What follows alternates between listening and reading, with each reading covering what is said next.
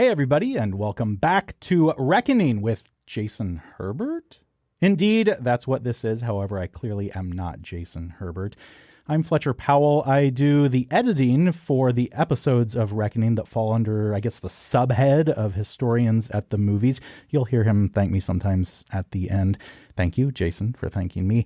Jason said that he was going on a fire this week. I don't know what that means, but it sounds important and honestly kind of horrifying. And so he couldn't make it in to do the intro, so he asked me to do this for you. You can actually follow along with what Jason is doing on his Substack, and you really should, because it's pretty impressive work, and we should all be supporting Jason and what he does both here on the podcast and through his Substack. So thanks, Jason, for doing all of that. We, as you may know, are on a little bit of a break right now, and so we are bringing you some old episodes from the early days of the Historians at the Movies portion of the podcast. So we're digging all the way back to episode number 13 today. It's Crocodile Dundee, and this episode is featuring Doctors Chelsea Barnett and Joel Barnes. You'll definitely get a kick out of all of this. Many of us remember Crocodile Dundee mostly fondly, although there are some things maybe about it that we don't remember quite so fondly. And of course, Jason and Dr. Barnett and Dr. Barnes get into all of that. So here we are, Crocodile Dundee. As Jason always says, sit back and relax, because Crocodile Dundee is next on Reckoning with Jason Herbert. I think a lot of Americans have a sense of fascination with Australia. And maybe it comes from an idea of this shared history, or maybe this kind of idea that Australia is so much like the United States, this culture, makeup, so forth.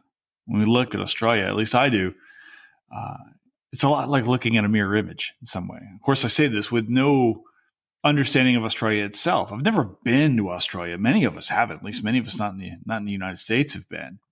So what we know about Australia is often fed to us via film, pop culture, maybe the zoos where we see kangaroos and koalas and other things, perhaps memes. And maybe it's a little bit different for Australians. I don't know how much American history they get down there, but it's a fascinating thing to me, this idea of Australia. You know, we almost moved down to Australia when I was a kid.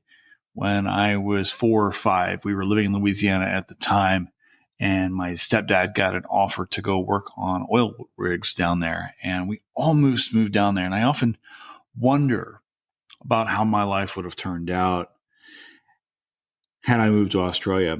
And later in life, when I was struggling, I was single and couldn't really find anyone to date or anything like that, I thought, well, maybe my problem is just Americans. Maybe I just need to move to Australia. There, I'll be the American chap. I'll be the guy with the odd accent. And maybe there I'll find my hook and find someone to be with. Alas, poor York, that didn't happen either. So my dreams of going to Australia have, as of yet, been unrealized. But HATM has been to Australia. And through the work of our two guests today, we started a version of HATM, HATM AUS, or as you'll hear today, Hat Mouse. It's not my baby, it's theirs. Today's podcast is with two friends of mine, Joel Barnes and Chelsea Barnett, two people I didn't know before we got this whole thing going on, but they reached out to me one day and said, hey, we like what you're doing up there in the States. We'd like to kind of do our own take on it. Would you mind? And, you know, I had really been so protective of HATM in its first year and a half that I had turned down a few different folks who wanted to do their own versions of it. But something about Joel and Chelsea just struck me as these are people I like. I knew immediately that they were friends of mine, even though I'd never had a conversation with them before.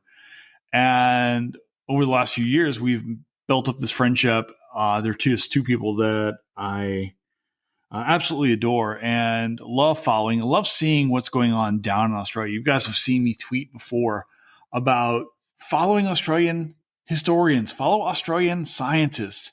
When you're up late at night at 2 a.m. and can't fall asleep, they're up banging away, sharing their thoughts, their worldviews, pictures from Australia. It's this really cool avenue for me. I don't know. My fascination goes deep. And a lot of that is due to this film we're talking about today, which is 1986's Crocodile Dundee. When we start talking about movies that are historical artifacts or have something to say, Crocodile Dundee is probably not the movie that comes to mind. Yet I think what you're going to hear in this conversation today is that this is an incredible timepiece. When we look at this movie, it shares so much about the United States, about Australia, about masculinity, femininity, race, colonialism. There is a ton. Environmental history. There is a ton of stuff in this movie. It is a goldmine of historical information, which I really didn't conceive upon until talking with Chelsea today. And I say talking to Chelsea today because tried as we might, we could not get Joel's internet to work properly. We tried to get him in here. You may hear early on where we're trying to get him on and going, but that's part of it. I was talking to our producer, Fletcher Powell. Do we just edit this out or so forth? I was like, no, Joel was here in spirit. I want him to be part of this podcast. We're going to get him on at some point in time. So you may hear a little confusion at first about us trying to get on, but understand that we'll consider that as cross-cultural differences or something along those lines, something smarter historians than I would be able to give to you. So I hope you're going to like today. Today, I think we go for almost 2 hours, and I think we could have gone for even much longer. This is a long talk today about an incredible movie. I think this is our first podcast that I actually think goes longer than the film itself. And I think that speaks to how much fun we had talking about this movie. So if you like Crocodile Dundee and you like HATM and you kind of like me, okay, you're going to dig this pod. So sit back and relax because we're going down under next on Historians of the Movies podcast.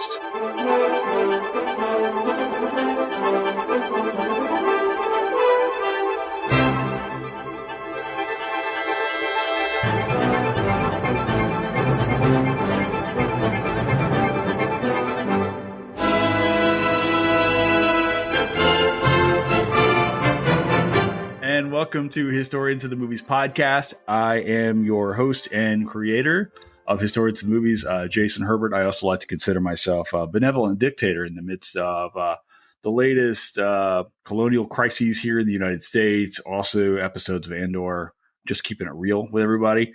We are allegedly the longest running watch party on the internet. I don't know, but I'm making it up. And if I say allegedly, that's cool. So I'm here today actually with two friends of mine, and I am really geeked out to talk to you guys about this because I got two friends of mine who are from just around the block. We met virtually a few years ago and have been just like, with all the nonsense that Twitter is and social media is, just getting to know these two people has just been like one of the little joys I've had. So I want to introduce you to two of my friends, Joel Barnes and Chelsea Barnett. Joel is a historian of the humanities, science, religion, and universities. His present research examines the history of relations between evolutionary science and religious belief within Australian higher education as part of the Science and Religion Exploring the Spectrum project run by the International Research Network for the Study of Science and Belief in Society. Before joining the University of Queensland, Joel was a research associate in the Australian Centre for Public History at the University of Technology, Sydney. And his work there was on Australian Research Council-funded project on the History of Humanities institution in Australia since 1945, for which he is finalizing a monograph on the humanities disciplines and the idea of national interest. You guys do way more stuff than I do. I do cows. We're talking about Florida. Person laughing at me right now thinking I'm a first-rate idiot is Chelsea Barnett. Dr. Chelsea Barnett is a gender and cultural historian whose work explores the representation of masculinities in Australian popular culture in order to understand the complex and varied ways in which masculinity has made sense in particular historical contexts. Under this broad research aim, she engages with feminist and queer theory, the history of sex and sexuality, 20th-century Australian history, and the history in and of popular culture. She is the author of Real Men, Australian Masculinity at the Movies, 1949 to 1962, and has authored academic articles in leading journals including History Australia, Australia Historical Studies, and the Historical Journal of Film, Radio, and Television. She is currently the ECR co-representative for the Australian Historical Association, and like Joel, the co-convener of Historians at the Movies Australia. So there was this whole HATM backstory here that we're going to get into. Joel and Chelsea, welcome. Thank you so much for being here tonight or tomorrow. Y'all are ahead of me, right? What day is it over there? It's Thursday. Yeah. So Thursday there. It is Thursday. So we are living in the future. It's nice. Oh, this is good. It's good. Nothing terrible has happened yet. Well, just give it time. I mean, my Thursday hasn't even begun yet. So, we've got time. Indeed. I'm geeked. I'm so excited because we've actually never met in person. Like we've Zoomed before. Only the last time we did this, it was like crazy late for me. I think it was like 1 a.m. or something like that when we talked about HATM for the Australian Centre for Public History, which was maybe a year and a half ago or something along those lines. Gosh, yeah, it's been a long time. Tell you what, before we get going here, I just gave the audience like this huge spiel on what you guys do, and it makes no sense because I'm just reading off of like some stuff. So maybe you guys can talk a little bit about the history that you do and like how that affects like film and your interest in like film with the history that you do. I might start because I think Joel is like glitching in and out, so I'm hoping that his internet is okay. Joel's actually part of the Matrix right now, which I believe was filmed in Australia. Was it filmed in Australia? It was filmed in Sydney. Yeah. There you go. Okay, perfect. Good. This works well. Yeah, okay. So I am a historian of gender and sexuality, as you said, Jason, but I am also a historian of film. And so doing something like HATM or HATM, as the Australian version came to be known, was not only just a fun way, particularly for us in Australia, to get through lockdown, given the pandemic, but also kind of gave me an avenue to talk or give insight into some of the things that I work on or some of the ideas that I think through to, I suppose, a broader basis or kind of broader audience. So, yeah, my PhD thesis was on Australian masculinity, representations of masculinity in Australian films in the 1950s. And when I say that to people, particularly in Australia, a lot of people say, oh, I didn't know there were any Australian films from the 1950s. A guy in Florida was thinking that, so that's good. Yeah, no, it was really common. Probably one of the most common responses I got to my research was, oh, right. And what actually are you looking at? Because there's nothing there. There was a whole bunch of really, really rich, interesting films being made in the 1950s in Australia. That's not to say, I mean, this is now getting into some of my work. It's not to say that it was the most fruitful time for filmmaking in Australia. It was a more difficult, I suppose, funding terrain, but really, really interesting national stories being told through the kind of prism of gender. So, yeah, so just a beautiful way to think about how culture works to tell us things about gender, tell us things about the nation, the world. And so then my postdoctoral project, which I'm coming to the end of, I should say, kind of was taking that a step further, again, looking at Australian pop culture, particularly films, but looking at how films represent ideas around marriage and sexuality and the idea of the single or unmarried man. Oh, man, this movie's going to be perfect. Yeah. Oh, totally. And the idea that actually in Australian films in particular, you can represent a man who is, technically married, but who enjoys a sense of singleness in particular ways. So doesn't necessarily act as a married man and the kind of cultural ground that operates on. So it's been really, really interesting. And I actually don't know if you've mentioned the film that we're going to talk about, so I might say it. I haven't. Go for it. I hope I'm not spoiling. Yeah. Do it. So we're going to, our conversation today is going to be centered on Crocodile Dundee, the kind of, the classic enduring, I won't give my opinion right now. I'll just say the classic and enduring 1986 film where, the single kind of croc ruler heads over to New York. Really interesting ideas around gender and sexuality, both in that film, but also around the film, that actually play into the story that the film is telling as well. Anyway, so that's the work I do. And film has proven to be a really fruitful way of thinking about the questions that I am interested in as a historian. What does masculinity mean in a particular historical context? Why is it that, particularly in Australia, certain models or types of masculinity function with legitimacy? What does it mean to be a man or a real man?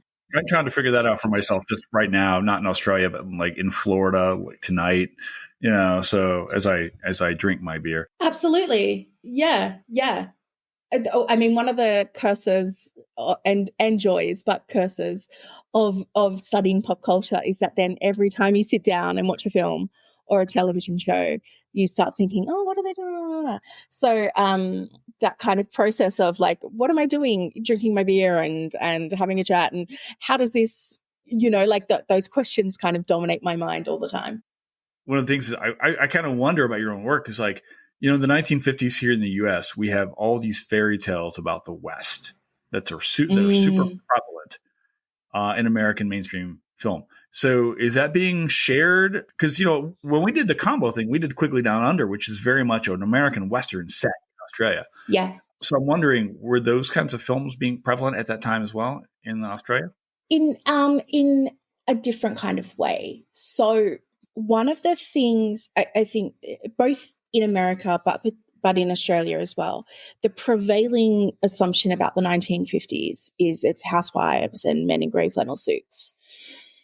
And you get that image in American films much, much more than you do in Australian films, to the point where actually no films engage with that idea in the Australian 1950s, none at all. There are different ways of representing suburbia or suburban ideas, but actually most of the films are set in what we call the bush or the outback. There's one film from 1950 called The Kangaroo Kid, which was about an American guy who came to Australia. What was his name? Tex. He was a detective from San Francisco, and he came to solve a case. And that's very much in the, trying to emulate an American Western in an Australian style. Well, the guy's name was Tex. Yes. I can't remember his last name. But otherwise, there is a very heavy focus on landscape and the land, and which is true of most Australian films actually, but particularly in the 1950s. And so as much as American cinema in the 1950s is dealing with ideas of, is like Western or dealing with ideas of the West, Australian cinema is there are some similarities, I guess, in that period as well. You said a thing a moment ago that just blew my mind. Did I just hear you call it hat mouse? Yes. Is that what you call it? I had no idea. I called it HATM. I was like, no, mouse, totally. That's so much better. Totally. This was not my invention. I did not coin that term. I love it. And I can't remember if it was Joel or if it was actually, I think it was a big shout out to the director of the Australian Centre for Public History at UTS, which is where I currently work and where Joel used to work, Tamsin Peach.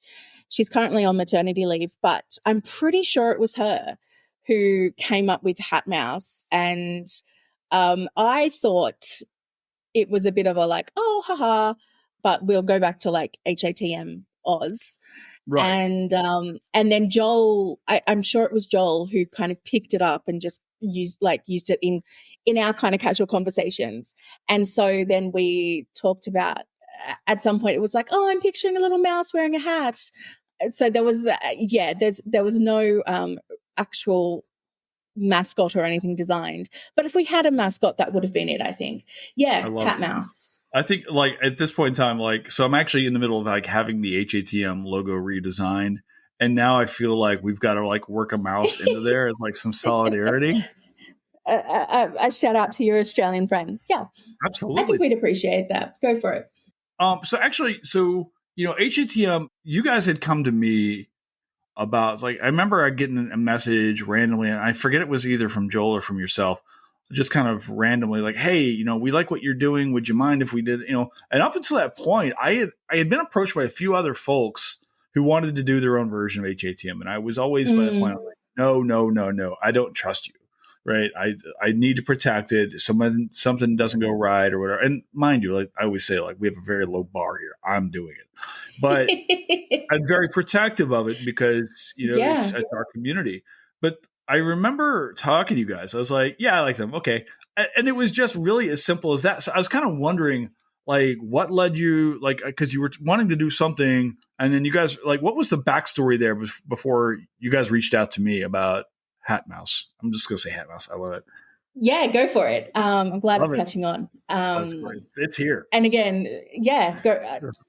Absolutely. Just the global language, right? I'm so happy.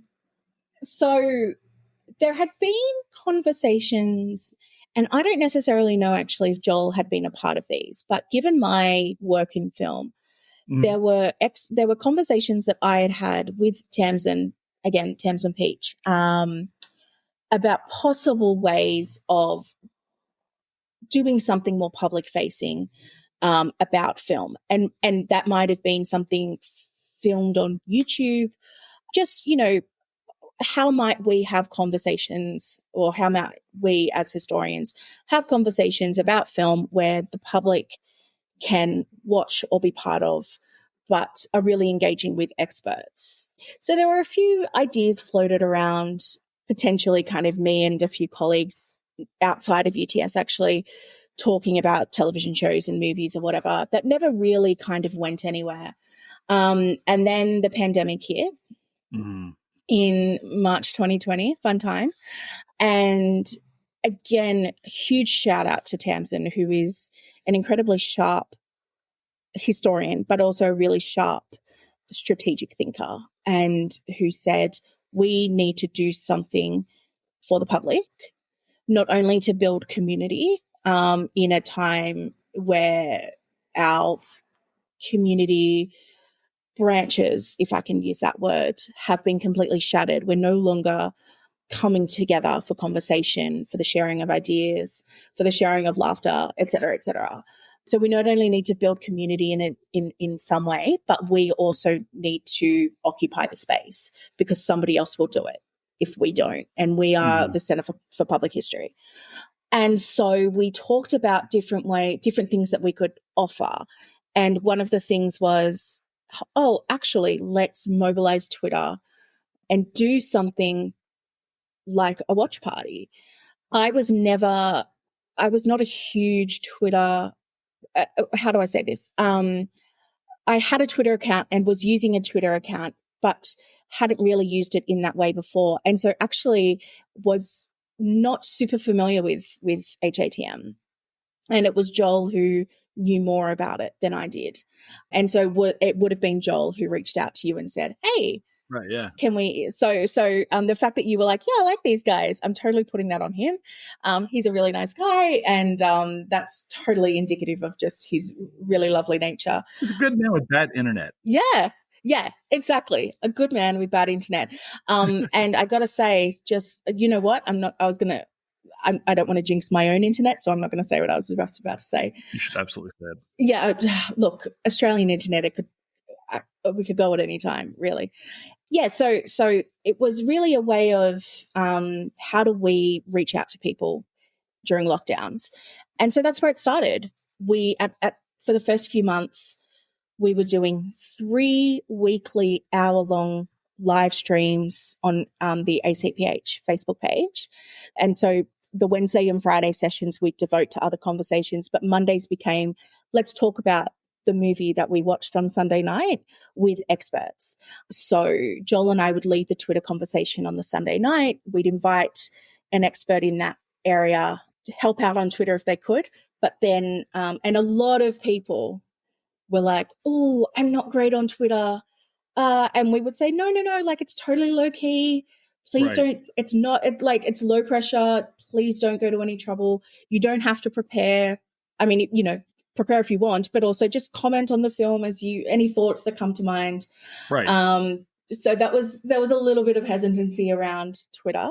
But then we would grab them on the Monday, and kind of build on the conversation that had started on the Sunday night and I suppose engage in a little bit more of a scholarly sense. I mean, it was still very friendly and informal, but we'd give them the kind of chance to engage or to talk through scholarship and all that kind of stuff if they wanted to. And again, no preparation, just building on their own knowledge. And I have to say, we had some absolutely, and I mean, just even beyond Australian film, we had some phenomenal conversations that Joel and I, whenever we kind of catch up, and I mean, Joel and I are like super close friends now, and it's been a really lovely thing for our kind of working relationship and also our just friendship. But every so often we'll kind of think about like all the movies that we watched. And, you know, we had a session on Clueless where with one person whose name I can't remember at the moment, Leslie Speed from Federation University in Victoria, who had written a book on Clueless. And so we thought, you know, it'll be the kind of, the chat will be about Emma from Jane Austen and the kind of the adaptation, et cetera, et cetera.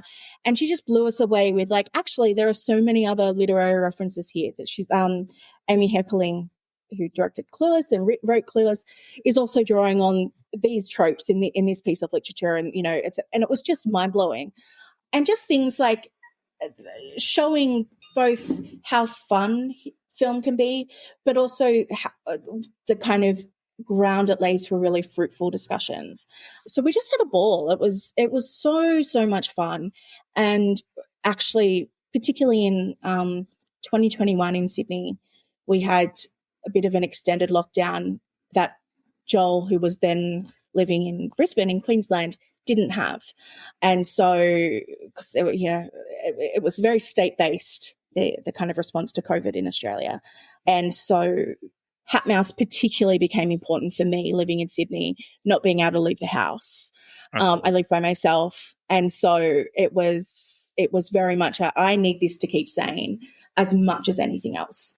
It was, I think people are kind of surprised when I explained it, and, you know, as you're talking here about how much time it actually takes to coordinate HATM, HATM. Totally. It's not just pick a movie and press play. Like so for folks who aren't aware, you know, HATM and HATM really kind of operate entirely separately. There's they're kindred spirits, certainly, right? And certainly a era of supportiveness. And I'm just tickled pink, right? That you guys are doing, you know, what you've done.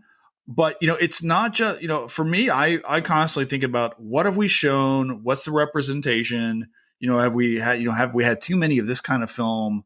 Absolutely. What do we have? You know, it's like I spend hours and hours thinking about what film we're going to show, what comes next. Mm-hmm. Yep. It's a lot. People would be surprised, I think, at how much effort it takes just to like host a watch party. I'm surprised. Yeah. I can only agree 1,000,000% that theoretically you think, I mean, certainly I think, particularly when the kind of Monday conversation stopped and it was, okay, we'll keep on going with our Sunday night sessions. We'll ask somebody to join us. But you know what, that process takes maybe 10 minutes. No, actually, it takes a really, really long time coordinating with people. As you say, choosing a film that, and I don't know, so what I'm trying to say is that, like, in the Australian context, Australia has a kind of national cinema, and it's not necessarily that there's a lot of funding for Australian film, although there is government funding, but that it's a kind of, I suppose, a shared, it's a mix of government and private funding, but that Australian cinema tells national stories. Are we thinking about things like Ned Kelly or things like that? Or yes, absolutely. Anything from Ned Kelly in the 1970s to Ned Kelly in 2003 with Heath Ledger, to Ned Kelly, or was it the true story of the Kelly gang in 2019? Ned Kelly is actually the most told Australian story on screen. He's the most kind of filmed. Even I'm aware of him, right? So, yeah. Right, exactly. Little tidbit that people might know or might not know, but the first feature-length film ever was made in Australia, 1908, I think it is. And it's about the Kelly gang. You know, this is the first, it's remarkable, the kind of longevity of that story. And there's a very, very particular nationalist story that comes with Ned Kelly. Even with something like True History of the Kelly Gang, which came out in 2012, 2019, does some interesting things with gender and gender expression because it's based on the Peter Carey novel of the same name that won the Booker Prize in the 1990s, but still kind of still is bound by a really particular idea of Australian nationhood. And so when you go back to Australian films, it's not just like, oh, what's a good film to watch? It is actually, what messages are we going to be dealing with? What story of Australia are we going to be engaging with? Because it can be very easy to fall into the trap of the kind of white settler colonial pioneer narrative upon, that is a mechanism of settler colonialism, and that works in a kind of cultural way to further entrench the, settler colonialism and the kind of, for lack of a better word, because my mind's gone blank, discrimination of Indigenous people, right?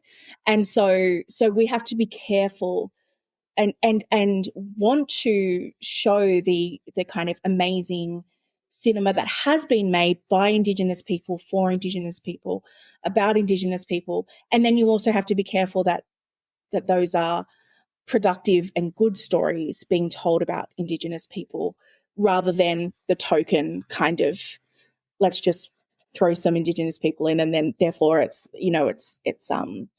progressive and like quote unquote progressive. Anyway, I just had a bit of a ramble, but so that was a very long, oh my goodness, long and winding answer or agreement with your statement. It takes a long time.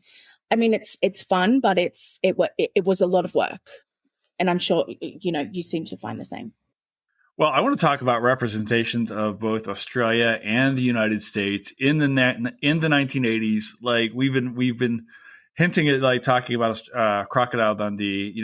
It was such a big movie when it came out, and it comes out in 1986. I'm like 9, probably 10 years old by the time I see it when it shows up, in the on Cinemax or HBO or whatever it is next year. And I'll tell you, it's my first exposure to Australia. Realistically, I'm 10 years old. It's probably the first time I'm really seeing anything about Australia on screen or anything like that. I think that was probably the case for a lot of Americans.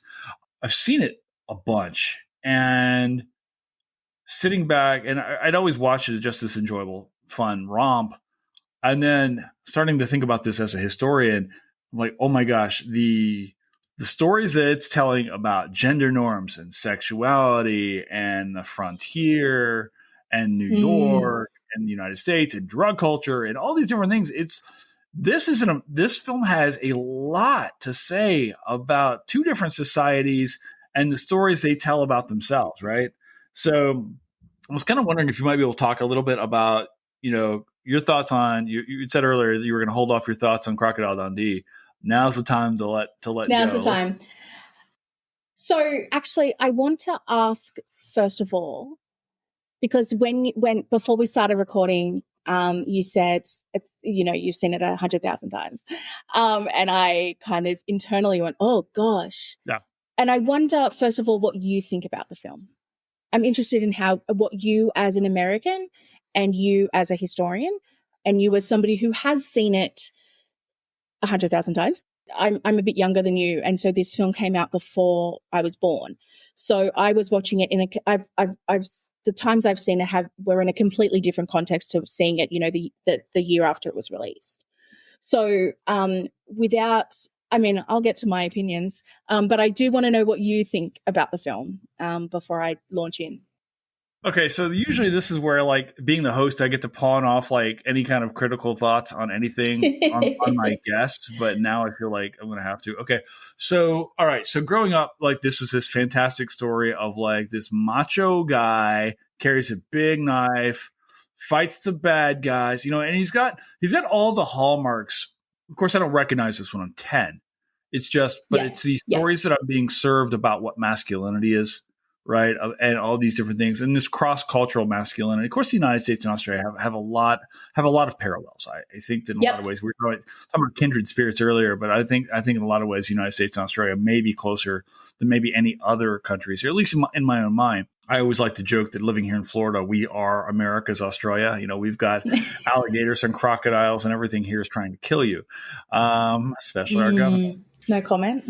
I'll leave that for another day. Thank you. So for me, it's still a fun movie, right? Because I don't take the film seriously. And I had this discussion the other day about movies that we do take seriously versus movies that we don't take seriously and the stories that they tell. So, for instance, no one really takes National Treasure too seriously. And, of course, that was a founding film of HATM. Mm-hmm. But people do take, like, Gone with the Wind seriously and the stories that it tells. So there's a story there. But, however, like, looking back on it as an artifact, in a lot of ways, to me, this guy of Mick Dundee is a character we've seen before in the United States. The guy who is, quote unquote, raised by the Indians, by the indigenous people, and has a spiritual knowledge of the landscape. And we see this, with his interaction with the water buffalo, I think it is. Yeah. And of course, his relationships. He's the good pioneer who has the relationship with the Aboriginal people and things like that. And of course, we see this, and I want to say, like, in other films, maybe Last of the Mohicans, we've seen, kind of the story of a white man raised by indigenous people, learns the language, learns the culture, and really that becomes his cultural identity. Now, no doubt that those things actually did happen, right? It's like that seems to be a very popular trope for people to investigate.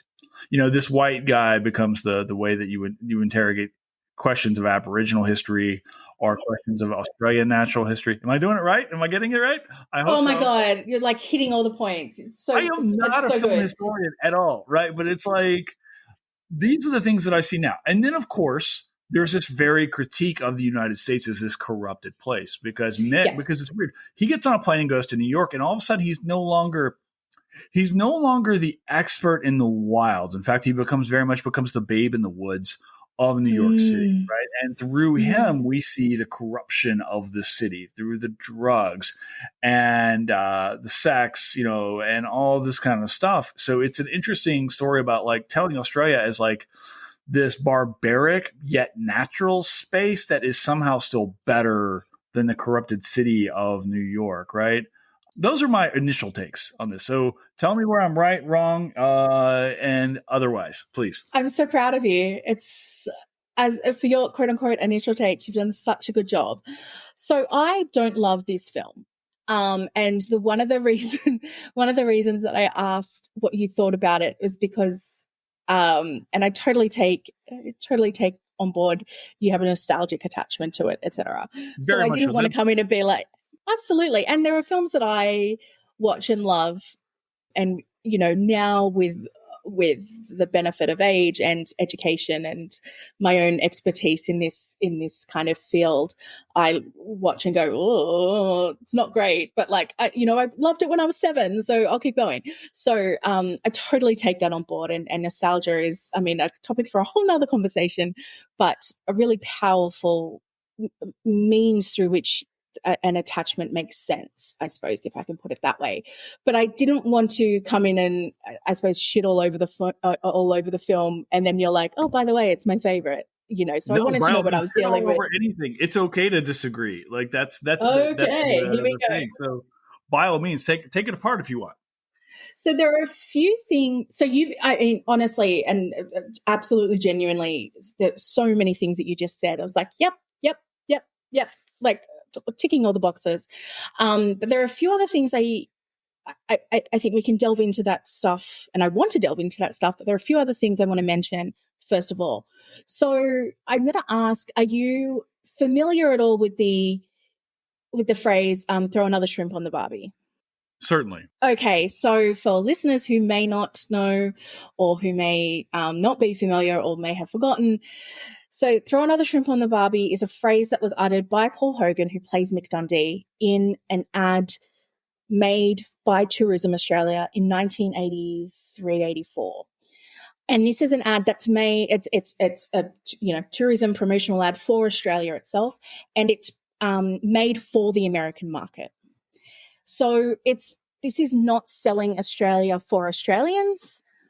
This is selling Australia for Americans. And so it's a very, very specific idea of what Australia is, that Australia is this kind of wondrous nature, natural, barbaric, but also fun and sexy, etc.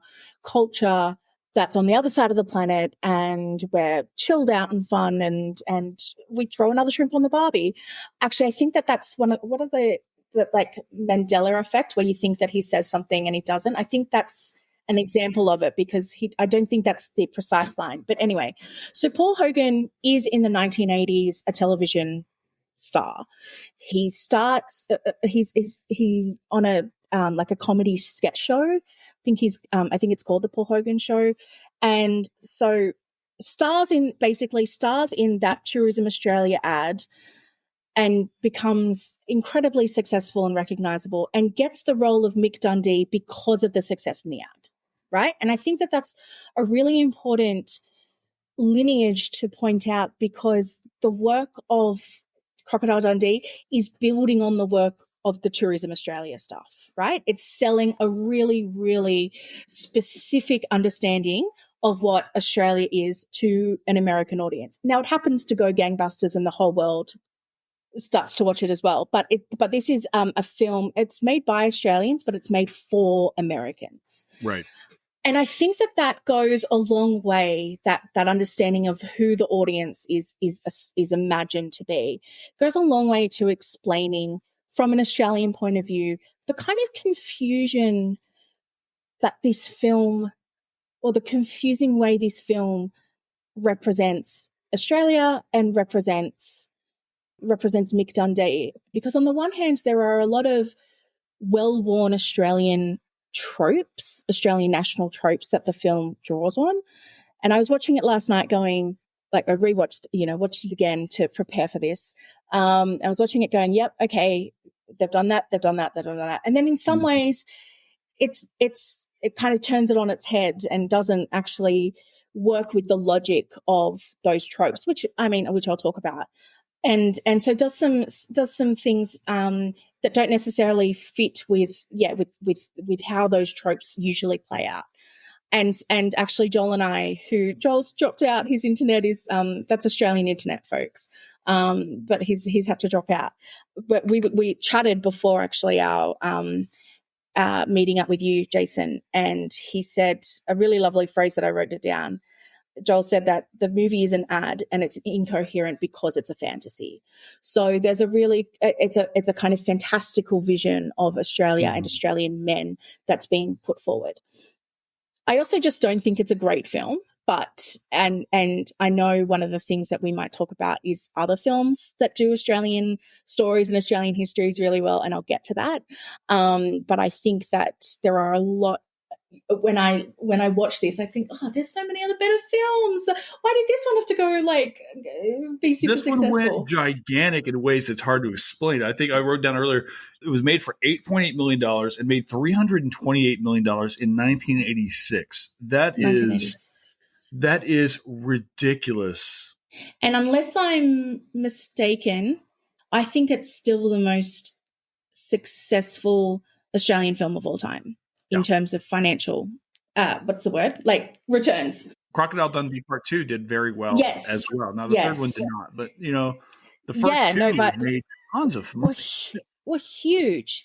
So I suppose I kind of get into a little bit more detail with the things that the film's going on, well, what's going on in the film. So there are long-standing, again, tropes. Tropes is just a really useful word in this situation, so I apologize if I repeat it. Trope it out. Trope it out. Let's go. Trope. So there are a few long-standing ideas or tropes that this film kind of mobilizes to do a lot of kind of the shorthand of expressing some ideas. The first is that, as you said, Jason, the idea of the good pioneer. And that has a very particular history in the Australian context. But basically, that white guys came and discovered these places for the first time and did the work of like understanding the landscape, if not necessarily taming it, because I think that this film in particular represents the Australian outback as an untamed space. Whereas in other films, you get the sense that there are very clear ideas that the landscape has been tamed or managed by Australian pioneers. So you get this idea of Dundee as this kind of all-knowing kind of ingenue, that is one with the landscape, and who has received that knowledge, or has built that knowledge and built that kind of understanding of the land and the nature and the flora and the fauna based on his relationships with Indigenous people. The thing that was so frustrating to me watching it, I mean, that it seemed, and sorry, before I get into what was so frustrating. So when I was watching it, I was like, it has all the hallmarks of being like, hey, I'm not racist, right? Like I've black friends, you know? Right. And I mean, at the beginning, Sue, the American reporter who's in Australia, says to Mick Dundee, you know, what do you make of Indigenous people or the Aborigines' claim about, you know, getting the land back? And he says, no, you know, Indigenous people don't want to own the land. They belong to the land. And again, Joel and I were talking beforehand going, how convenient that Indigenous people don't think of land in terms of ownership. Because in the 1980s, land right claims or claims to land rights were really becoming more and more visible in the Australian political landscape.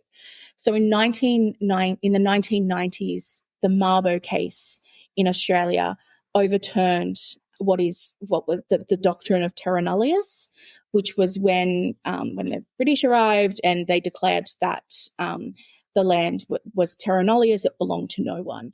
So Mabo in the 1990s overturned that because there was a successful claim to native title. But obviously before Mabo happens, these conversations are unfolding about native title, about land rights. There are, in the 1980s, there are questions of treaties and all of this kind of stuff. So it's just really convenient that, first of all, the main leading character, who's a white guy, is like, no, they don't belong. Like they don't own land. What are you talking about? But also, I was so frustrated watching it, going like, Sue, talk to the Indigenous guy. Like he's right there. Right. But she waits till he leaves, and then he's like, so, like, Mick Dundee, what do the Indigenous people think? It's like, but you just had one. Like, just talk to him. And that's a really common kind of, particularly, I mean, I did my, as we were talking about before, I did my PhD on the 1950s. And that's a really common trope in the 1950s, this idea that, like, white people who are progressive and who get on well with Indigenous people have, like, they're friends, and they've learned their land management or learned their relationship with the land from the Indigenous people. But it's not to strengthen the Indigenous people's claim on the land. It's ultimately to strengthen white people's claim on the land and justify their idea of, like, belonging or ownership of the land, right? So even in that first kind of 10 minutes, I was just like, oh. And then we have, I'll just kind of jump forward a bit.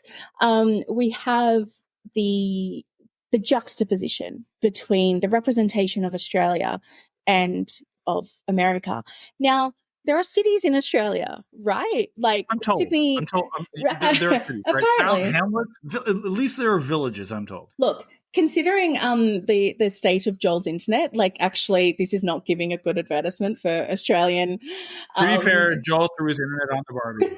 Is what happened. So yeah, that's right.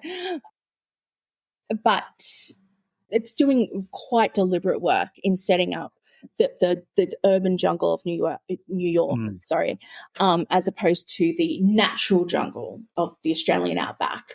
And he would have had to have flown out of, like, Sydney or Melbourne or someplace, right, to get to New York, right? I mean, he would have had to have gone through a city to get to the city. Exactly. It just doesn't make any sense, Jason. And another thing that so first of all, that distinction between the Australian bush as opposed to the Australian or to the city, that's another really well-worn narrative in Australian kind of cultural nationalism or Australian culture is what I'll say. The idea that the cities are like, and you know, this is dating back to the 19th century, these ideas. The cities are dirty and immoral or amoral and full of sex and drugs and bad people and bad ideas and bad behavior.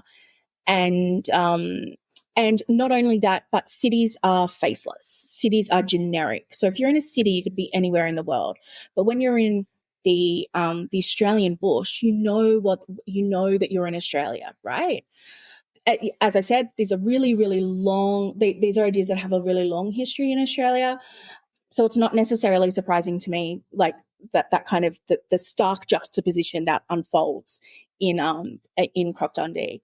But then the other thing is like, but this is where there are moments where I'm like, but that doesn't make any sense. Like it doesn't fit the logic of the trope, where he's kind of both a kind of worldly knowledgeable man, but also at the same time like a naive child. Like on the one hand, he opens up the menu at dinner and he's like, oh, it's Italian, right? Like he understands completely what the Italian language is, what that means. He knows what a television is. And I know it's the 1980s, but at the same time, he doesn't know what cocaine is. He's never apparently cocaine scene, right? Comes right to my head, right? With this, your sinuses or whatever it is, yeah. And, don't get me wrong, that method actually does work. If you need to clean up your sinuses, I can attest to that. But I was just watching it going like, this is so lame. Like, come on. And also, and I'm not an expert in this, so this is just based on things I can only mention this in passing without giving any kind of historical expertise behind it. But the idea that Indigenous Australians had ways of altering their state, if I can put it like there are different kinds of quote unquote, to use a common modern term, there were drugs, ways of getting high, ways of altering your natural state, et cetera, right? So the idea that Mick is like, oh, cocaine, like what? I don't understand. He's laughable, completely laughable. He's still living in the 1980s. Like he didn't time travel, So it's the 1980s, the cocaine was everywhere. Yes, exactly. I mean, that's one of the things they're saying about New York. It's like, and don't tell me you couldn't find cocaine in any major city in Australia. Indeed. Oh my gosh. Precisely. And then doesn't it kind of treat like all of Australia as this completely removed space? Like you can't get Colombian Bam Bam in. Exactly. This kind of backwater of sure, there's a market. Precisely. And from what I hear, still a market. But it's just, it's really, in some ways, it's such a hodgepodge of fitting the narrative or hodgepodge of kind of ideas to fit the narrative that, again, like this is a sales pitch. This is not a film. It's an advertisement. And again, I go back to what Joel said before we joined the Zoom, was that it's incoherent because it's a fantasy. It needs to fit the fantasy. So you can have Mick Dundee, like the water buffalo, and then the dogs as well, like this telepathic kind of what like that where is that coming from? And he's stabbing crocodiles through the head. Also, how did he get that knife through customs? Like, okay, I was thinking about that today. Like, I know this is way pre 9/11, but I don't know, right? But that's actually one of the most famous scenes in the entire film when he's like, "That's not a knife, that's a knife." And Australians say that. We also say the kind of Simpsons knockoff, which is, that's a knife. This is a knife. Oh no, that's a spoon. Oh, I can see you've played knifey spoony before. But like these are which is my point is that's still like that's a famous scene for Australians as well, right? Mm. So Australians, I think, on the whole, still have a lot of affection for this film. The ad that preceded it, the Tourism Australia throw another shrimp on the barbie ad, remains in our cultural kind of memory or our cultural kind of collective knowledge as a bit cringeworthy, because it's an example of like we don't say shrimp, we say prawns. And so it's an example to a lot of Australians of like Americans get it so wrong, which is like, I mean, but you've gotten it wrong because they didn't use like they're using language for an American audience. So right. The ad is a kind of bit of cringeworthy, like, but the film, which is really an extension of the ideas that the ad is putting forward remains, I think, beloved, which is really frustrating as a historian of Australian film. Just again going, there are so many better films out there, guys. There's so like open up, you know. And I also want to point out that even, you know, when you first approached us about having this conversation with you, and Joel and I chatted about Croc Dundee, and he was a bit like, oh, I don't know if Croc Dundee is the best, you know, do we have, you know, is it still relevant? And unfortunately, I said to him, you know what, Joel, I think it is, because so Australia has a really kind of interesting history of bad tourism campaigns in terms of how do we sell ourselves to the rest of the world. The most famous example was a campaign in 2008 where the final woman on screen, who's since become quite famous actually, but you know, who was then, you know, an 18-year-old model, beautiful woman on the beach, said, you know, so where the bloody hell are you? As a way to be like, you know, because Australians use bloody quite colloquially, bloody hell, it's hot, whatever. So was really drawing on that idea of like using Australian slang. And it totally backfired because other places around the world don't use bloody in that way. It can be quite offensive, or, you know, whatever. It's seen as a curse word. And so it totally backfired. Just a little side note that campaign, this unsuccessful campaign, was orchestrated by the man who would go on to become Australian Prime Minister, Scott Morrison. He's no longer Prime Minister, but he was head of Tourism Australia before he got into politics. Anyway, so we have a history of bad or unsuccessful tourism campaigns. So I think it's in 2017 or 2018, pre-pandemic, they go back to Croc Dundee. Chris Hemsworth, there was an ad, I think, at the Super Bowl. I remember this. I'm sure it's one of the Hemsworths. I'm 99% it's Chris. Is part of this ad and he's the son of Dundee. So you might have seen the ad, and I remember the ads, absolutely, yeah. And so, I mean, the Super Bowl is shown here, but I've never seen a full game of American football in my life. So I didn't see the ads until I was doing work on these kinds of ideas for a paper that has recently come out, and I was like, what? They went back to Dundee? Like, are you kidding? Like, there's so many other better, you know, surely there are better ways of selling Australia, right? But again, particularly for the American market, seems to be an enduring idea of what Australia is, and it's the way to successfully sell Australia.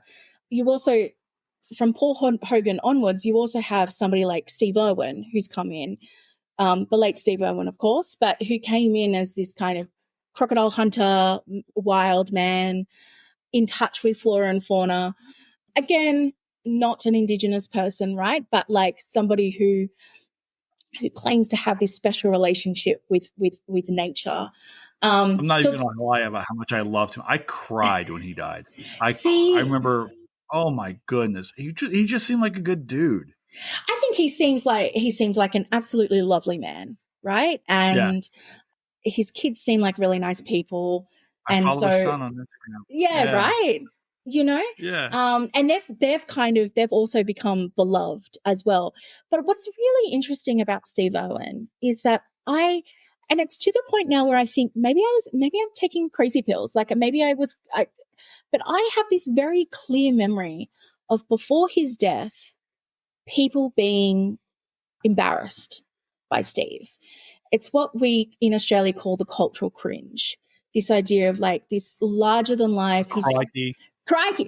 You did a really good crikey there. Thank you. Yeah.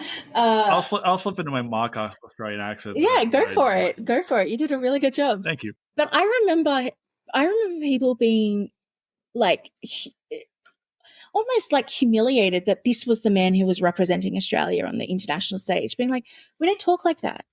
I actually don't know anybody who says crikey unironically, right? And you know, he's on late night television shows handling crocodiles, and like when I see crocodiles, it's when I've gone to the zoo or when I've gone to like a reptile park or something like that. There aren't just I live in Sydney. It's a city, it's an urban, big space, traffic, congestion, all those kinds of things, all the lovely things of living in a big city. I don't see crocodiles around. And so again, feeding into this idea that Australia is just this kind of wild, untamed space that needs the power of a particular man. Then, of course, he dies and the narrative changes. And now if you speak of Steve Irwin, it's done in hushed, reverent, our beloved Steve. He was our guy. He was our guy. And I sit there going, I'm sure that we all hated Steve. Or not hated him, but we're embarrassed by him. There's a paper in there. I haven't written it yet, but there is a paper in there. But which is all to say, my point is that these ideas that about Australia that have endured seem to really follow in the legacy of what's the movie? Crocodile Dundee. And so 2017, 2018, Chris Hemsworth's in a Tourism Australia ad as the son of Dundee.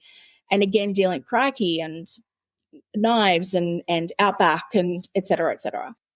I'm kind of surprised we haven't seen a remake. Yeah. I've got to imagine someone's approached him by now because he's got to be now Australia's most notable export as far as actor goes in the current age. It's very, oh gosh, that's an interesting statement. It's really interesting. So Paul Hogan was married and I think had 5 or 6 kids. Still has 5 or 6 kids.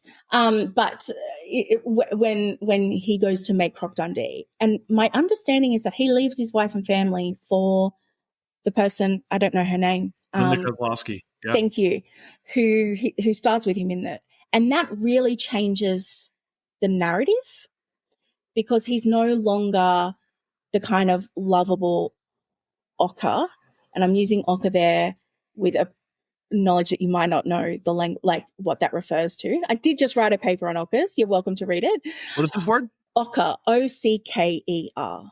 And I mean, that's not necessarily, it's a very specifically Australian kind of idea. It's really hard to explain the particularities of it without the cultural shorthand of knowing what it's that kind of breadth. I mean, look, you would say that Steve Irwin is a kind of ochre, that kind of crikey. Likeable guy. Yeah, likeable guy, absolutely. But has the kind of broad Australian accent and uses word like crikey. It's called, it's what's called strine, that accent of like stone the flame and grows. And anyway, I wrote a paper about ochres in the 1970s. Hyper Australian kind of Australia? Yes. Hyper Australian masculinity. Right. And pushed to the extreme in particular, for very particular reasons that have a lot to do with gender and sex and drinks a lot of frosted. Yeah, sure. Yeah. Right. Yeah. And in the paper I've just written, and I think that this is important to mention, but I argue that it emerges in the 1970s as a way of pushing back against second wave feminism. Really? Second wave feminism is making a claim for nationhood, and really challenging the foundations upon which the Australian nation has culturally unfolded and culturally kind of been based. And feminists come along and say, hey, actually, there's no space in this nation for us. We need to rethink the way in which Australia functions. And what I argue in this paper is one of the critical work that ochres are doing. There are like a collection of ochre films made in the 1970s. I don't think they're super successful in the States. There's one that does quite well in the UK. That's Barry Mackenzie, The Adventures of Barry Mackenzie. And that is also, this is really kind of deep cut niche content. It's also the first appearance of Dame Edna Everage, which I don't know if you... Not familiar with one. Okay, I'll just leave that. That's fine. Google if you want, but there's a whole other conversation to be had there. I could talk to you for hours. I'm down. We can do many episodes. Yeah, let's do it. There are a slew of Australian films that I'm dying to ask you about, right? One of the things that fascinates me, right, is that so the marketing of Australia here, even I'm having a hard time not like slipping it into like my mock Australian accent every time I say Please Australia. do it. Australia. I'm just ready. So, but here in the States, we have so much, and of course, Australia seems to be this hyper masculine place for Americans, right? Very much in terms of, like, I think in a lot of ways, Australia is marketed as the Old West in a lot of ways. You know, like you're talking about the untamed wilderness, blah blah blah, own history of Aboriginal people. It's implied here in the States that there was also some really terrible treatment of Indigenous peoples in Australia, although that history is not as well known. But even like in our average, so here in the States, we've got Outback Steakhouse, right? Which I believe was founded, I want to say in Kentucky, actually. Yeah. It's not a single thing to do with Australia, right? Get the bloomin' onion. And then even like same with the Subaru Outback, which was originally pushed by Hogan himself, right? Which was the way of... Wow, I didn't know that. Oh, in the States, I remember this, the Outback was presented, of course, it's a station wagon, traditionally a feminine space. Yeah. And then Subaru hires Hogan, names it the Outback, and then hires Hogan to market this vehicle. That is so based on the masculine idea of Australia. They purposely call it the Outback, right? And have Hogan as its pitchman, right? So you're very much playing on this idea that the station wagon can also be rugged, i.e., purchased and driven by men. And even, you know, we talk about Foster's and, like, you know, obviously rugby, Australian rules football, things like that. So I tend to think that Australia is marketed as a masculine space. Certainly it's done so in these films, right? And then another film, right? I'm thinking most specifically Baz Luhrmann's Australia, where you have, again, Hugh Jackman and his rippling abs is a drover here to save, you know, here again, right? This guy who's got this special relationships with the Indigenous people, who is here to fight off the colonial powers and also win Nicole Kidman. Yes. Oh, Jason. So, yeah. Yeah. So it's just so fascinating. So there are a few things I want to say. The first thing is, just because, like, it's so rich for discussion. And I want to talk about Animal Kingdom at some point in time, because I love that movie. I've only seen it once because I can't go back to it, because I loved it so much that I don't ever want to, like, ruin that love of it. Oh my God, Ben Mendelsohn is a genius. Joel Edgerton in any film, yes. I will watch it. Oh my God, Animal Kingdom is fantastic. My friend Kevin Cruz got me into Animal Kingdom. He was like, you got to watch it. I was like, God damn it, Kevin, I'm planning on it. Leave me alone. Yeah, like, leave me alone. I've got other stuff to do. It's a brilliant film. Totally recommend. If you haven't seen it, people who might be listening, please go and do so. Go watch it. If you go and watch it. Stop. Finish the podcast and then go watch it. It's your next job. Right. I was going to say stop the podcast. Don't stop the podcast. Finish the podcast. Don't stop the podcast. We have 2 hours to go. Yeah, exactly. We're only getting started. We're going through all of Australian cinema tonight. Oh, gosh. I could do that for you if you wanted to. So it's and actually a former colleague of mine, Shirlene Robinson, wrote an article about Outback Steakhouse and the kind of selling of Australia to Americans. So if you're interested in that, I would look that up. But it's funny, you know, like there are Outback Steakhouses here that we go to, I think, with the idea of, like, I think it's very clear that Australians know that this is how Americans see us. The tongue-in-cheek adventure. Yes. Contemporary Australian cuisine is influenced by, Asia, and there's a huge French scene in Sydney at the moment. A lot of beautiful Italian restaurants. Like, we have a great food scene here in Australia, particularly. Sure. Look, I'm in the biggest city in the country, so it is particularly good in Sydney. But, like, really great restaurants, really great bar scene. So I think when you go to a chain restaurant like Outback Steakhouse, it's very clear that this is an American, like, not just, this is how other people see us. This is how Americans see us. Like, I've never had a quote unquote bloomin' onion anywhere. That's not a thing that is, like, that's not a delicacy. That's not a common dish. And also, and I mean, the well-worn response is that nobody drinks Foster's in Australia. Right. I mean, I don't drink beer, but, like, like, nobody who would drink that piss, kind of, that's the kind of narrative around that. It's just really interesting that this is the narrative that works for America. We have really different relationships with different countries. Like with the UK, for instance, it's always haunted by the specter of colonization and the ongoing reality of colonization, and the ongoing kind of difficulties that settler colonialism continues to produce like material realities for Indigenous people, Aboriginal deaths in custody, the legacy of the stolen generations. There are still Aboriginal children being removed from their families. In 1997, there was a report, a Royal Commission into the Stolen Generations, produced the Bringing Them Home report, and that practice continues. The Northern Territory intervention, which, I won't get into here, but so it's, just a lot of examples of the colonialism continuing to produce very difficult realities for Indigenous people that continues to haunt or shape the relationship that we have with the United Kingdom, as much as we kind of rib each other with in sports and things like that.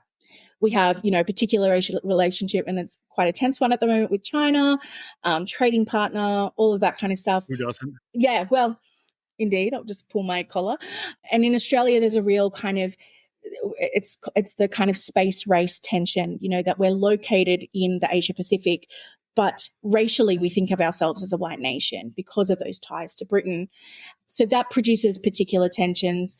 We have, a kind of big brother, little brother relationship with New Zealand, and et cetera, et cetera. So we have all these really different, or the relationships with different countries around the world are produced through different kind of ideas or narratives. So my point is that I think it's really interesting that it's the Crocodile Dundee masculine kind of outpost, bottom of the world, both kind of a haven because it's pure and untouched, but also is barbaric and dangerous, and has dangerous animals, et cetera, et cetera. Yeah, I find that really fascinating. That's the ongoing or the enduring image of Australia to Americans. So I think we both in agreement that Crocodile Dundee provides a fictionalized, an idealized, fictionalized version of Australia for American audiences, right? So as a scholar of Australia, can you give to us, because I'm assuming somewhere on here, there's somebody listening going, I like movies. Can you talk about books? Or I like movies. Can you? It's horrible. I'm sorry to everyone in Australia listening. It was awful. Can I just interject and say your Australian accent is better than any American one I could do. So no judgment. Well, okay, that's fair enough. Listen, I hide my native Kentucky accent anyway. So most of my own accents are covering up my natural one. But I'm wondering if maybe you can at least, okay, so see if we can't talk through at least a couple books about Australian history. Say, for people who are interested in the history of Australia or anything like that, what are things that you could recommend that you really dig? And then obviously movies about Australia that you find to be capturing, this is really maybe a better version of or a realistic or whatever, just movies about Australia that you like maybe a smidge more than. For sure. I'll start with books. I'm going to give a shout out to what is, I think, for me as a gender historian, continues to be a really influential piece of work. And that is Creating a Nation, 1788 to 2007. This is an updated version.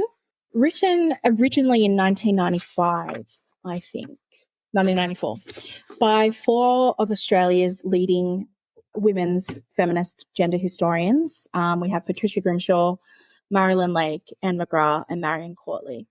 And this was really the first attempt in Australia, or in Australian scholarship, to write a national history through the lens of gender, rather than telling the well-worn story of, there was, now we would say thousands of years of Aboriginal ownership or whatever word you want to use there. And then 18th century, the moment of contact up until Federation, 1901, and then kind of 20th and now 21st century history. And so instead of telling that story, these four historians wrote basically, a feminist kind of history of Australia, which included a history, I suppose, of to some extent, a history of feminism, but using gender as the lens through which to tell a national story. This is an updated version and it's still now 15 years old. So there are some stuff that's been, there's more work being done in certain ways or in certain things, but it's just a beautiful piece of scholarship. So yeah, I would really recommend Creating a Nation. I'm also going to give a shout out to a friend of mine who's just written this book based on his PhD, or just published this book based on his PhD, Jared Hore, that's Hore. So this is Visions of Nature, How Landscape Photography Shaped Settler Colonialism. And Jared looks not only at, I think this might be just even interesting for your work, might not necessarily, anyway, it might just add some flavour, because I do love your work on cows. Oh, thank you, Jason. I thought your work on cows is so interesting. And actually, if I can give just a little tangent, there was a book written by a woman, Deb Verhoeven, who did it was her PhD that she then published as a monograph. I can't remember what it's called, but it's basically on sheep in Australian cinema and how the kind of presence of sheep in Australian cinema tells a national story. It's really interesting. Yeah. They call it bad movies. No, so sorry. I couldn't help it. No, I love it because it's so quick and I'm not that witty, right? Even with the bad jokes. I think it's great. Anyway, back to Jared's book. He looks at California and maybe Aotearoa, New Zealand, as well as the Australian landscape, but talking about how ideas around what a colony might look like and how it might function produced through nature photography. I'm in no way doing a good service to his beautiful, brilliant work. But again, I think in terms of how do we think differently and more intelligently, perhaps, and with more license to the brutality and the ongoing legacy of colonialism, particularly in Australia, how do we give credence to that? So Jared's book is a really, really lovely one. And then finally, what I will point to is a book on pop culture by a colleague of mine, Michelle Arrow. She's since written a book called The 70s, which is a book about the Australian 1970s, but through a prism of gender and sexuality. So how do you tell a national story, not through the kind of most well-worn, tired kind of frameworks, but how do you put gender and sexuality to the fore? So that's a really good book. But the one that I also want to shout out to is her book, Friday on Our Minds, A History of Australian Popular Culture since 1945, and telling the history of Australian pop culture, and through that we kind of get a sense of national history as well. As a scholar of pop culture, that has been a really influential book for me, and shows she's very good at showing the kind of nuances of that kind of cultural landscape and Australia's the conflicting ideas that Australia has to deal with, both in terms of relationships with the UK, with the US, with Asia. Yeah, so Friday on Our Minds by Michelle Arrow is another one that I would give a shout out to. Well, what about your films? What do you like? Oh, I'm so excited to talk about this. Okay, I won't go. I don't want to. I'm happy to talk for as long as you want, but I also don't want to take up too much of your time. So I'll try not to wax on. Okay. So the first one I want to give a shout out to is an Australian classic, and it's 1990. I wrote it down. Where is it? 1997. And whenever it's on TV, everybody watches it. It's just it just endures. It's a beautiful film called The Castle. And how do I give a quick summary? It's a film based on ideas around home and belonging. This is made as well in the post-Mabo landscape. So I talked earlier about Mabo being the case that overturned Terra Nullius. And so then that changes the way that it produces a change around how we as Australians need to think about belonging, land, home, etc. Australian cinema is obsessed with land. Australian cinema is all about land. The Castle does this in a really interesting way because it's about suburbia. It's about, again, I mean, just for lack of knowing how to put it a better way, how we understand land and belonging in the suburban context. Basically, there's an airport the airport is going to be extended, the runway is going to be extended, and so houses are going to be knocked down. And so the local residents kind of put up a fight, and it essentially makes its way through the court system, going from local to state to high court. But I'm so not doing a good job of selling it. It's much better than I'm currently articulating. Really, really recommend it. And I think it's available to rent on maybe Amazon or Apple TV. So really, really recommend it. It's also classic Australian humour. Not all of it has there are a few bits that you think, it hasn't aged, 100% hasn't aged super well. But I think on the whole, given it's now, almost 30 years old, I think it does a really good job. Incredibly funny, really, really beautifully told. And he's kind of laughs with the working class, not at them. So the humour is done totally lovingly. It's a really, really wonderful piece of cinema. So I'll give a shout out to The Castle. 1994, which is 3 years before The Castle comes out, there's a really, really big year for Australian cinema. That's the year of The Sum of Us with Russell Crowe. It's the year of Adventures of Priscilla, Queen of the Desert. But there are two other films that also come out that year, Muriel's Wedding and Strictly Ballroom. Give a really kind of interesting insight into, again, ideas around the city versus not the city, ideas around suburbia, and also particularly Muriel's Wedding, not telling a masculine story about Australia. Actually, what does it look like to be a woman in 1990s Australia? Muriel's Wedding is deceptively sad.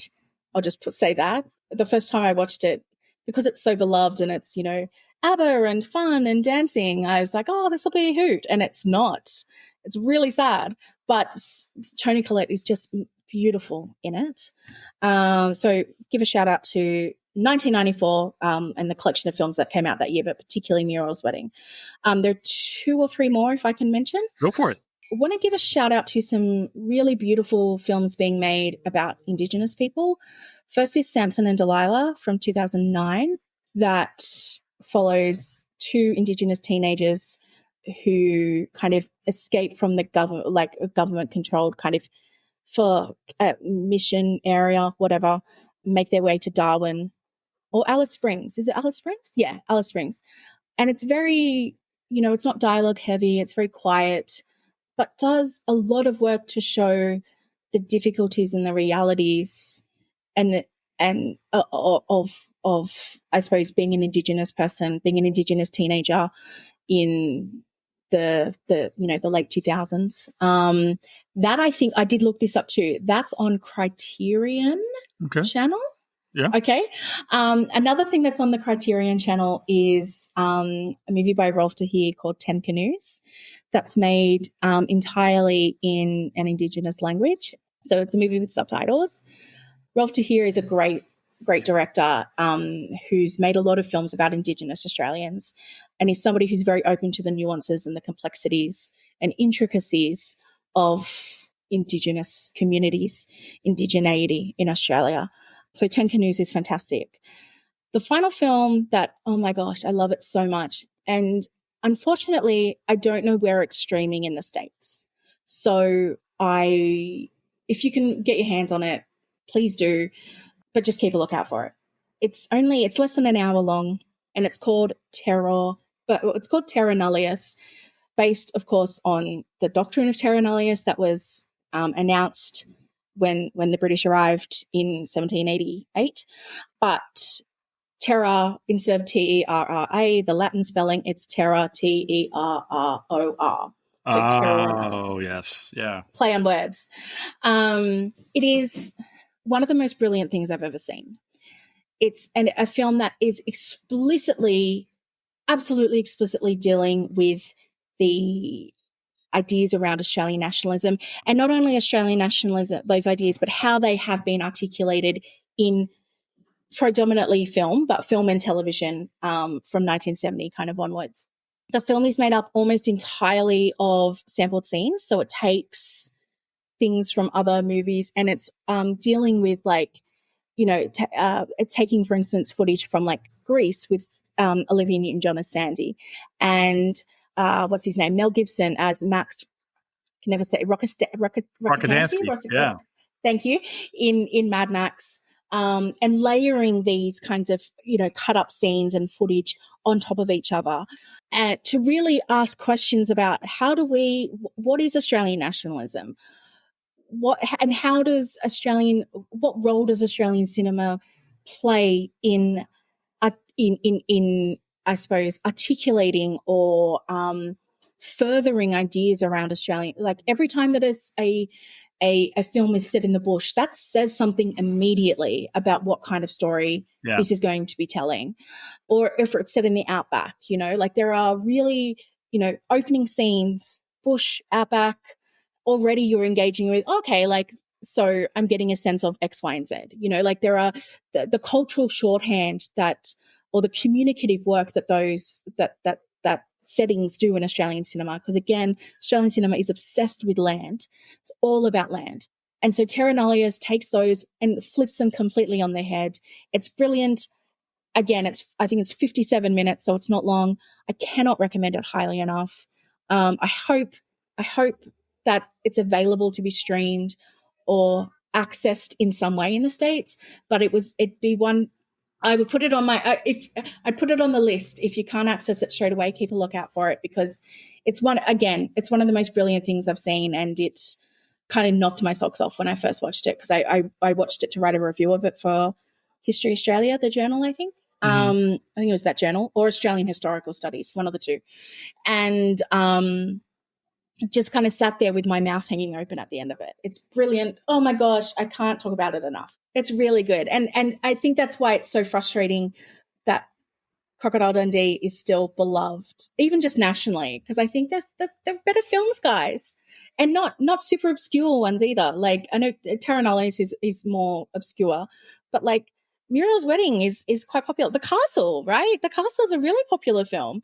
Let's make that our kind of let's hold that up. But anyway, there's some interesting work being done in Australia. I mean, there always is. So it's an interesting scene upon which, or a landscape to kind of keep an eye on. Well, let me ask you this. Here's our final question then. We'll bring this all the way back. God, I didn't even need Joel. Gosh, I've just gone on and on. Find Joel for something else, you know? I'll tell him that. There are other movies in Australia we can talk about. We can do a whole Heath Ledger-esque episode. Jason, just tell me when and where. Honestly, like. Oh, absolutely. I would. Yeah, I'll do this. I will chat with you. Do Australians claim Russell Crowe? Because I think he was born in New Zealand, right, and then grew up. He is born in New Zealand. We claim him when he wins Oscars, and we pawn him back off on New Zealand when he threw phones at hotel staff. Is this a similar relationship to Mel Gibson? Mel Gibson is an interesting one. I actually don't. I'm actually not 100% sure of what the public feelings are around Mel Gibson, because obviously he's absolutely deserved fall from grace. Absolutely. Based on his anti-Semitic ramblings. Hateful stuff. Absolutely, like despicable.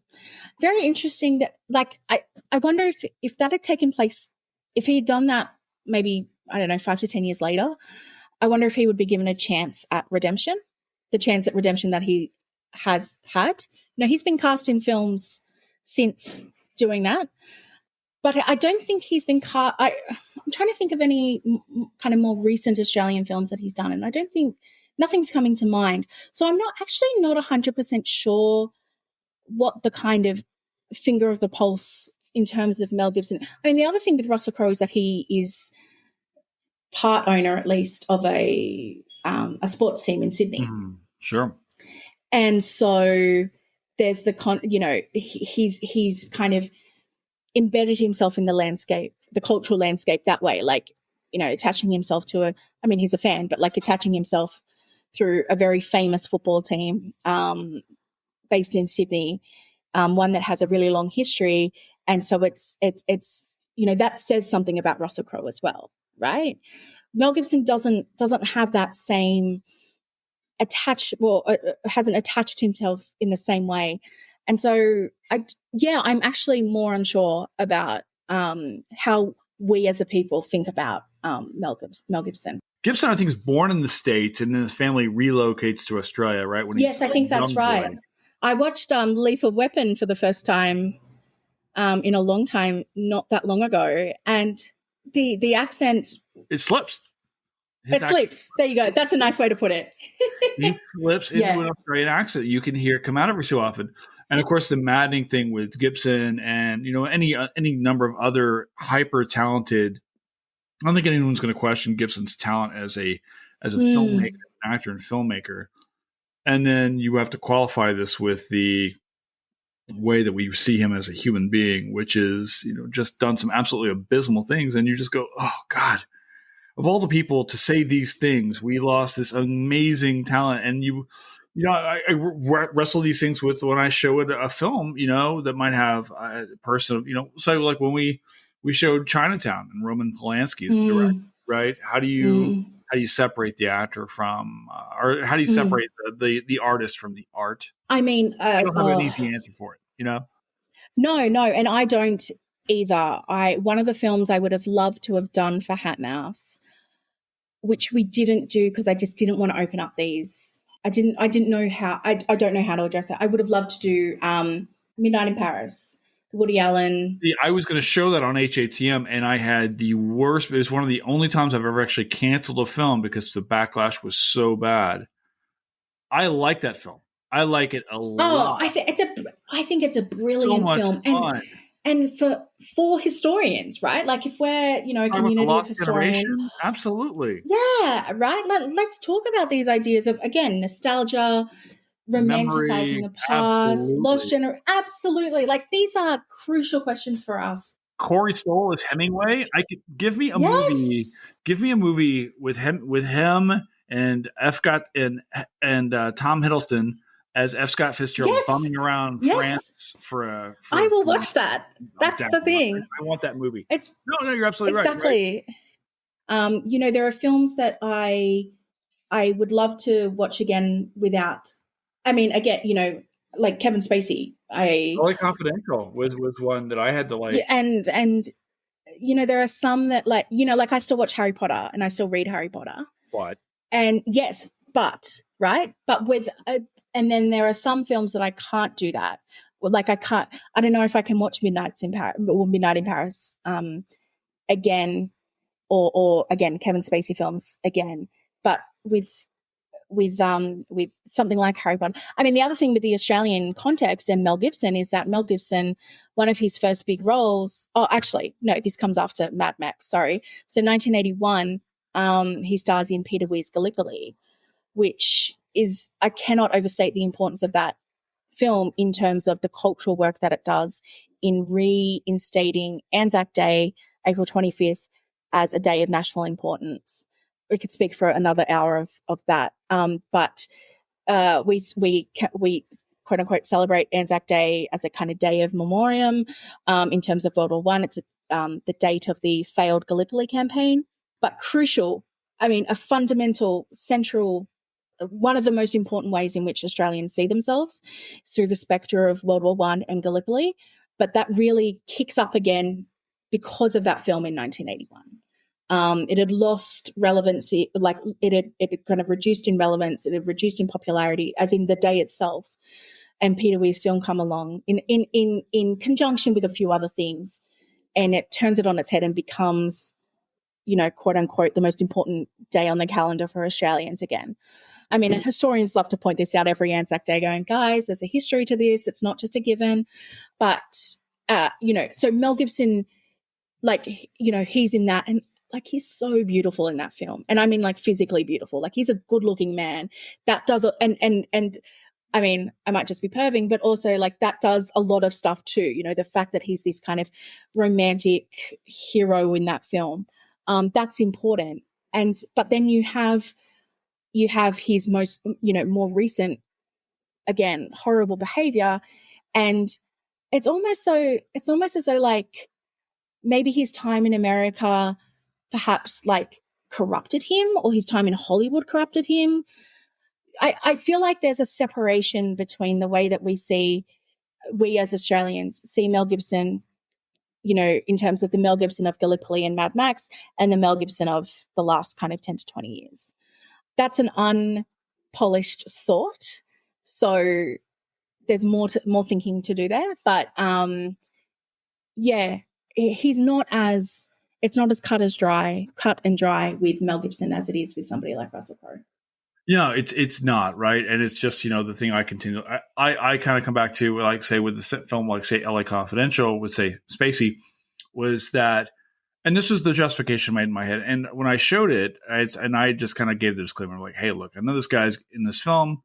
If you don't want to watch it, totally get it, right? But for me, if I don't watch this film because of this thing this guy did, right, then it gives that guy horrible actions power over all the other contributions of all the other actors, the staffs, things like that. I'm like, do I allow that to get in the way of this other thing, or my simple enjoyment of the film, right? And I'm not, and I also have to be a historian, and I also understand that, look, terrible people can make some beautiful things. I know it sounds awful, and it's maybe not the answer we want to hear, but I also think it's absolutely true. So so again, separating the art from the artist, I don't have a good answer. You know, I know that humans. I don't either. Humans are complex. Humans are complicated. And I mean, even something like, and I'm sure that we have to wrap up soon, so I won't go on for too long, but even something like, you know, thinking about Picasso really changed for me and a lot of people when I watched Hannah Gadsby's stand-up show, Nanette. And then I'd go into museums and, you know, Picasso is still being shown or whatever. And I think, like, what's my responsibility here? Yeah. This is a guy who apparently did some pretty awful stuff to young women. Yeah. How am I supposed to, what is my relationship to this art? Because I can totally appreciate his talent, and he's not making any more art. I think that's another thing, is that, like, it's not as though, you know, like, Mel Gibson has made more films. Kevin Spacey, I mean, hasn't yet, I don't think, but I'm sure would like to at some point, even if he never does. But, you know, there is still the prospect of more work from Kevin Spacey, even if it never actually eventuates. But Picasso, that's it, you know? And so, like, how do we, I don't know, like, I wonder if there's, anyway, it's complicated. But again, it's something that when I reread Harry Potter, I think, it's a really good book. You know, like, this is so much part of my childhood, and I'm totally able to separate my fierce disagreement with J.K. Rowling's views with my enjoyment of the work. So, maybe that's because of nostalgia too. You know, maybe my ability to do that, or my willingness to do that, is shaped by my nostalgia for growing up on Harry Potter, et cetera, et cetera. It's an ongoing discussion, and it's, you know, I've had this is a lot of folks throughout time. As long as I've been doing HATM, no one has a definitive thing on there, a definitive thought, and I don't know that there is one, so much as, like, you do what you kind of take from what makes you comfortable and kind of go within your own. And I go, okay, if you want to watch, or you like the art or whatever, you know, I think maybe there's an argument that says, you know, life is very hard. You take beauty where you can find it. So if it's a beautiful story in Harry Potter, or a beautiful painting or whatever, and you kind of go, this is what it is. So speaking of beautiful things, we'll bring this to a close. Let's talk about the great nation of Australia. It's not just a place, it's a people. So that wasn't really an Australian accent. I was kind of going someplace like Australia, also Irish Australian, something like the people, a little bit. Anyway, I'm not even going to attempt, because I'm so bad. It's fine. I'm not huge in No, Australia. I can say that I can totally I feel the love coming. So I know that it's done with love and affection, and I very much want to get to Australia, and laughing with, not at. Okay, fair enough. Well, let me ask you the magic question tonight, right? Which is Crocodile Dundee. Is this a history movie? Yes. Because it is not a period film. You know, it's not set in the past, but and I mean, look, maybe I say this because I'm a historian of film. And so any film for me is history because I use it as a way to, yeah, right. I always cheering. say, yeah. But to get a sense of, if we take Crocodile Dundee out of the equation, and maybe even the tourism out as well, what other sources are there to explain or encapsulate the way in which that Australian-American relationship in the 1980s, right? What else? And I'm sure that there are things, like I'm not saying that there would be absolutely nothing, but the power of those two texts is so grand. It's so like they do such incredible, powerful cultural work that to say that they are not historical, well, the film, to say it's not historical, again, it's not, I'm not saying that it's a historical film in that it's a period drama. It's not. But in terms of our ability to read culture, to read the way in which audiences were imagined in the past. I mean, this is the work that I do, right? So I look at historical films that are, period films, but I also look at films that are set in that were made and set in a contemporary context.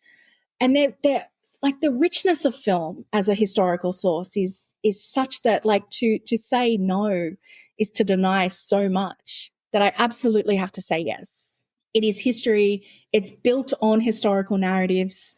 It contributes to particular historical narratives. And it's a really, really interesting capture of a very specific relationship in the 1980s.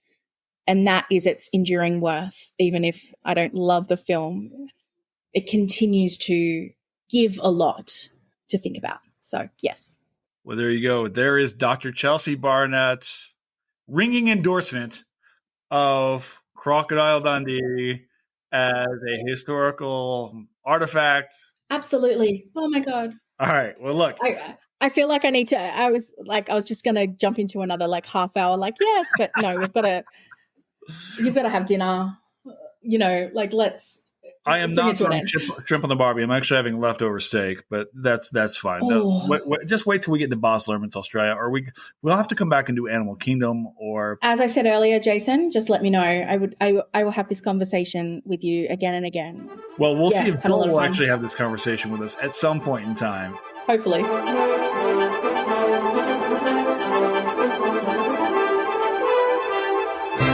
And thank you so much for joining in today. Thank you so much to our producer, Fletcher Powell, who makes this show run. If you want to learn more about Historians of the Movies, Historians of the Movies podcast, you can follow me on Twitter at Herbert History. You can look for the hashtag HATM. Thank you all so much for listening. If you like the show, share it with some friends, subscribe to it, and we'll see you next time. Thanks. Bye.